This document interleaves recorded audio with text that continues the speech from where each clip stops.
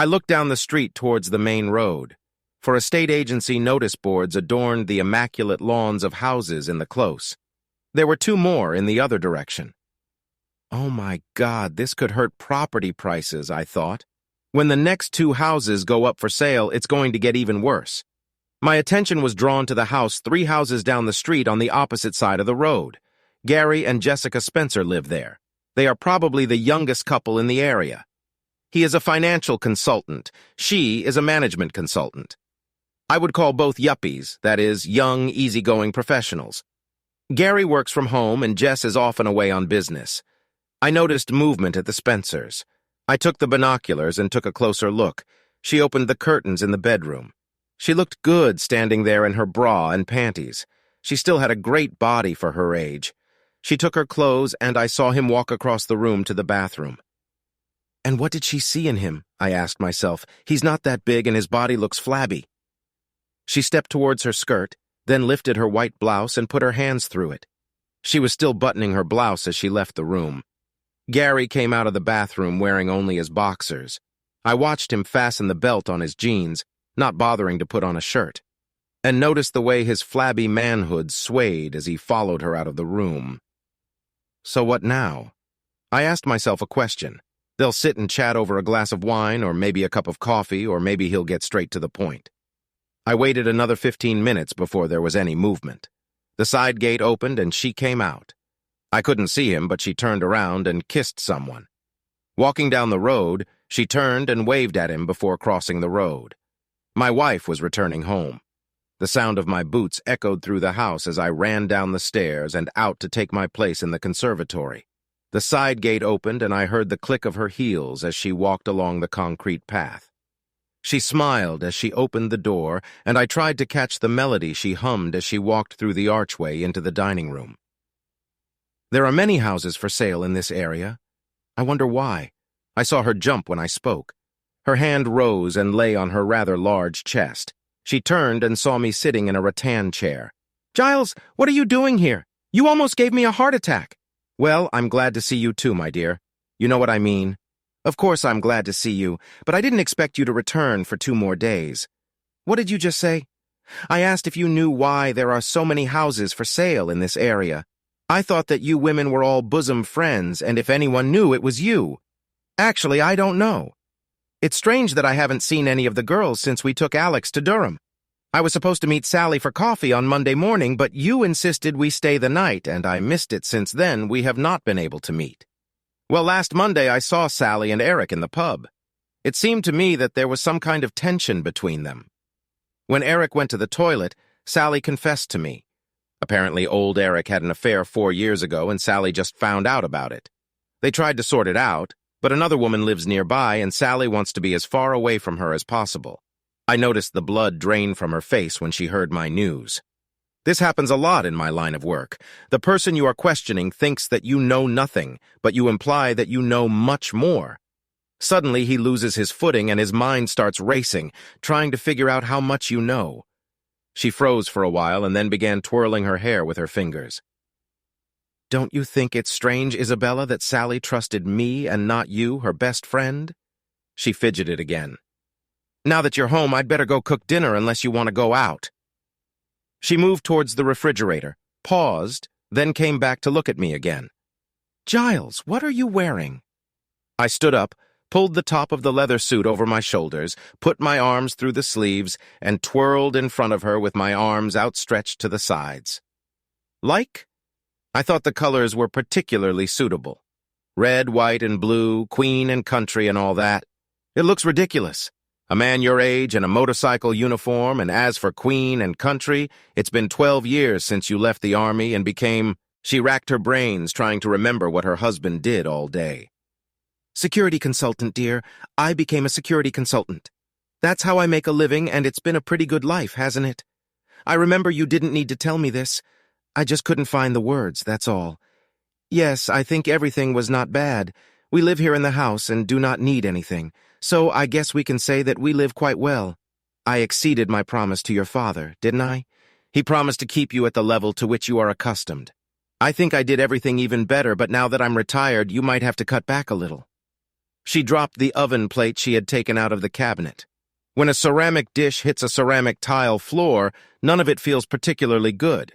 Isabella, you actually need to be more careful. The dish is easy to replace, but who knows if we can get such a tile anywhere else. To hell with the tiles. You're standing here in motorcycle leather and saying you're retired. What kind of midlife crisis is this? When were you going to talk to me about this? Well, I didn't mean to because I didn't think it concerned you. Just like you obviously thought your sex with Eric was none of my business. Now that blow actually hit home, she staggered and was forced to grab part of the kitchen island for support. Almost done. Now one more blow. Of course, you know that Tom and Helena are getting divorced. I have to say, it took me by surprise. When we moved here 3 years ago, they were like a young lover's dream. She almost whispered, and I had to ask her to repeat it. You don't know why? Sally didn't know for sure. All she could tell me was rumors, and you know how much I hate spreading rumors. She took a stool and sat down. What do the rumors say? Something about Tom having someone on his side, but I wouldn't worry about that. These are just rumors. Now she was very pale, and maybe I'll give it one more shot before she has to visit the restroom. You know, it got me thinking with so many houses for sale at once. I wonder if there's some common connection. We know about 2. Can you remember anything that connects the other 2? Sorry, I need to go to the toilet.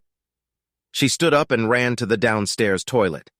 It seemed like a good time to have some coffee. I turned on the coffee maker, enjoying the aroma as it ground the beans and prepared the black liquid. I was still drinking my coffee when she came out of the restroom. The makeup was washed off, and she already looked her age. She still looked somewhat shocked, but had apparently decided that the best form of defense was attack. I thought you'd already changed out of that ridiculous costume. Why do I need this? Because soon I will need it again. So it also comes with a motorcycle? Oh, and not just any motorcycle, but a Ducati Panigale, capable of speeds of over 160 miles per hour. Why do you need something like that? The general speed limit is 70. Oh, I got it. This is to compensate for your other little problem. I've heard that men buy powerful cars when they themselves can no longer accelerate. I couldn't stop laughing. As I already said, I'm retiring. I need something to replace the thrill of jumping out of a plane at an altitude of 3 kilometers. Come on, you're a damn consultant. Consultants don't jump out of planes. Well, it's all a matter of semantics. Some people prefer to call us mercenaries or soldiers of fortune, but I think a security consultant sounds much more euphonious. She sat back down, her mouth opened in disbelief. Are you saying that you have been working as a mercenary for the last 12 years? Why didn't I know? Because you weren't interested. You didn't want to know. Do you really think that some office worker spends 3 or 4 months in African countries? I already told you that I work with governments. This means training, rebuilding their armies, and yes, fighting. War has been privatized, my dear. Whenever the government wants to do the dirty work but doesn't want the return, it turns to people like me. Have you ever wondered how it was that the consultant suffered some of my injuries? You said it was an accident. That's how it was. You don't think I got them on purpose, do you? But you broke your leg in Cape Town. He returned home on crutches. It was. It was definitely broken. It just wasn't a car accident. Shrapnel wounds looked the same as the results of a compound fracture. I watched as she tried to absorb everything I told her. But she considered a comfortable little life. I've been married to a stranger for the last 20 years. Not really. For the first 8 years, I was exactly who you thought I was. The question is, are you the woman I thought you were? Looks like no. Oh, that's how it is. You can't blame me for looking for comfort when I get nothing from you. I never held a grudge against you because of your problem. I never even raised this topic. I am only human. I have needs that you have not satisfied for a long time. 4 years, 3 months, and 23 days since the day I left for Cape Town. An expression of disbelief appeared on her face, and I realized that she was trying to understand the situation. I can't believe you calculated everything to the day. Oh, I understand. This is one of your injuries. This was when you were in Cape Town, wasn't it? Yes. But the news hurt me much more than physically. Do you have any idea what it's like to recover from surgery in a distant country and be told that your wife is having sex with your neighbor at home? It is not true. Who could tell you that? But this is even worse. Our own daughter came home to pick up her iPad and found you having sex in the bedroom with Eric. The poor child was devastated, crying on the phone, begging me not to destroy the family. She stayed with my sister Jenny, who spent the whole night trying to calm her down. You have no idea how lucky you are that you were 8,000 miles away from me that night. Jenny called me the next day and asked what I was going to do. I said, I'll do what my little girl wants. I don't know exactly when I made the decision, but even before I left the hospital, I knew that I would never touch you again, not the way my husband does. She stood before me in silence. I could almost hear her gears turning, trying to put everything together. She realized that there was one piece of the puzzle missing, a piece that she was missing. Why now, Giles? Why are you telling me this now? As I already said, I am retiring. Well, I'm leaving the active part. I get a little slow, to counteract the younger guys. It's time to tie up loose ends, and you, my dear, are one of them. No, don't, Giles. I'll stop. I only went to Eric because I was desperate. I haven't heard anything from you, but we can change. If you retire, we will see each other much more often. So Gary is just picking up my scraps. Does this also apply to Tom, Greg, and James? Yes, sure. They were a replacement. I would have preferred you, but you weren't here, and when you were, you weren't interested. And it never occurred to you to ask why? I thought you had problems, and I didn't want to embarrass you by making you talk about it. How attentive you are, my dear. I will miss this. What do you mean you'll miss it? We can work things out. We'll go for a consultation. I don't understand how we'll do this when you're here and I'm in the south of France. You can't divorce me, Giles. This will ruin you. Oh, I don't think so, but you're right. I can't divorce you. Tell me, what do you remember about our wedding? She looked into my eyes, trying to read what was hidden behind them. We got married on the beach in Bali. That strange little man was babbling something in the language they speak there. Local residents put garlands of flowers around our necks. Everything was very romantic. And he gave us a certificate that none of us could read. He insisted on kissing me, and I giggled because his beard tickled me. Do you remember the civil ceremony when we returned home? No, of course not. Why should we marry twice? That's what I told the finance guy when they refused to add your name to my pension. I just returned from Hellman and they asked me to take care of some things. For God's sake, Giles, get down to business. The thing is, my dear, that we were supposed to have a civil ceremony here. This certificate is not worth the paper it is written on. I have to admit, my first thought was to talk to you and sort things out. Then I heard rumors about what you were doing with the young subaltern while I was in that hole. I put it all on the back burner and kind of forgot about it. It appears that legally speaking, we were never married. You're right. I can't divorce you. I do not trust you. This is all just a bluff. You can't just leave. Take this to the lawyer. I'm sure he'll say that's exactly what I can do. Isabella was distracted by a noise outside and hurried to the window to look. There's a man hammering something into our lawn. This is for the advice of real estate agents. I called there on the way here when I was putting the house up for sale. I don't need him anymore. But what about me?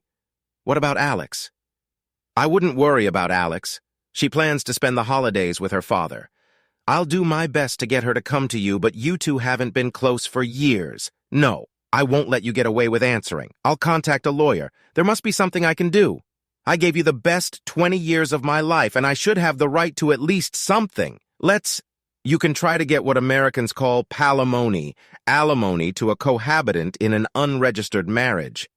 But I'm not sure there is such a precedent here. You can demand payment for being a nanny and housekeeper. But when the court sees how much you spend every month on clothes and jewelry, it may decide that you owe me. She sank back into the chair, resting her head in her hands. I do not believe in this. This is not happening to me. Do you hate me that much? Hate you? Why should I hate you? You are my daughter's mother. I can't hate you. In any case, I can manage without you. This caught her attention. She raised her head and looked into my eyes. Do you mean that for the last 4 years you, of course, a soldier always knows where to get sex? Although I must admit that recently things haven't been quite like that. So you have someone else and you have the audacity to criticize me? Yes, it's unfair of me, isn't it? Especially because it was you who brought us together. Sometimes you really are too kind to me. I watched her trying to comprehend the events of that day. She stretched her legs out in front of her, wrapping her arms around them. She swayed slightly and sometimes shuddered. It seems that although your sensitivity prevented you from talking about my little problem with me, it didn't stop you from talking about it with your girlfriends. Jessica was especially sympathetic. She suggested that I contact various people who she thought could help me. I said that I had no problems, but of course, I could not expect her to take my word for it. I had to demonstrate to her, and the demonstration was real. You know, she's actually very athletic. Are you with Jessica? Now, I understand that you are joking. You're almost twice her age. What could a woman like her see in someone like you? I could ask the same thing about you and Gary, since he still seems to find something attractive in you at least twice a week. Perhaps I should have apologized for this question. It's a little below the belt. She really had no idea that I knew about it. The hammering outside had stopped, and the man from the real estate agency had driven a stake into the ground and was attaching a for sale notice to it. The sound of hammering gave way to a lower rumble. "Looks like this is my motorcycle," I said, picking up my helmet and walking towards the front door. Outside, a motorcycle stopped in the driveway. The thin but well-built rider dismounted, throwing her beautifully contoured leg over the seat. As she lifted her helmet, a shock of red hair fell over her shoulders. "Terrible beast. I understand why he excites you so much. I think I should be envied. When it comes to a thrilling ride, my dear, nothing compares to you." She smiled and bit her lower lip lightly. "We are very good together, aren't we? Of course. Now our work here is almost finished. It's time to move on to the finale." The real estate man finished with my board and began driving stakes into the Spencers' lawn. I didn't notice my wife follow me out, but Jessica saw her and leaned to the side to look past me. "Oh, hi, Isabella. Could you do me a favor? Gary isn't feeling well. You'll look after him for me, won't you?" Isabella seemed speechless, so Jessica answered for her. "Of course you'll look. Why not? You've been doing this for so long that you hardly notice the difference." I put on my helmet and started the engine. Jess hopped in behind me and we drove the short distance to the Spencer house. Gary was arguing with the guy setting up the notice board. He was caught off guard when a motorcycle pulled into the driveway. He was even more surprised when his wife jumped out of the back seat. "Be nice, Gary, and let the man do his job. But I don't understand what's going on." "Perhaps this will help," she said, taking an envelope from her leather jacket. "This is a letter from my lawyer in which I inform you that I am filing for divorce. You don't have to sell the house. You can always buy it from me, but I don't think you have the money for that." Gary stood and looked at her with his mouth open. "Don't worry, dear. Isabella promised to look after you, so you're unlikely to notice that I'm gone. Now be a good boy. Go back into the house and let the man do his job."